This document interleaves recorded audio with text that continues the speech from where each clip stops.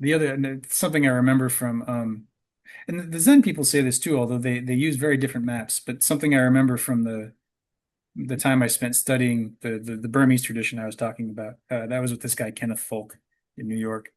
Um, Daniel Ingram wrote the book. Daniel Ingram studied with Kenneth, like they were sort of buddies. But I met Kenneth, so that's who I was working with. They used to have they may still have a forum online, Dharma Overground, I think it's called. But oh shoot, what was my point? Um, yeah, so in that model, there's a like you practice really hard. It's a pretty heavy practice model. And there's the saying that like enlightenment is an accident, but practice makes you accident prone. I've always liked that because That's pretty good. it's not something you get from the practice, but the practice makes it more likely to happen on its Yeah, own. that makes Uh, sense. but in the Burmese model, they'll have like you practice really hard and you go through these stages that if you're doing their practices are fairly reliable, supposedly. Mm, Mine didn't work out that way, but mm, I don't know that maybe I didn't practice hard enough. mm, You go through these stages and you'll have this moment of breakthrough.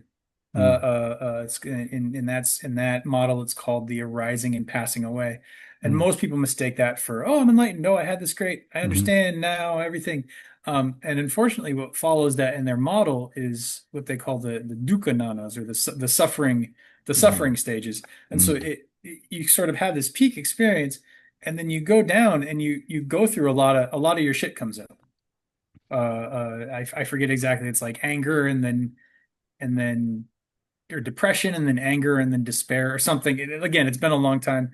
I'm never quite sure if I made it far enough to have those experiences, Mm. even in my own practice. But you have this moment, and then you kind of go through, and you kind of your some darker stuff comes up, and you have to kind of sit through that, and then things slowly start to clarify, like the mud settles in the Mm. water and it just sort of clarifies. And you can get stuck there forever. Like there are people that just they get so depressed that they're like they don't maintain their practice because they think their practice is, you know, making Brought them them depressed there. or something, or Mm. it's but that's actually it is, but that's supposedly what you have to go through.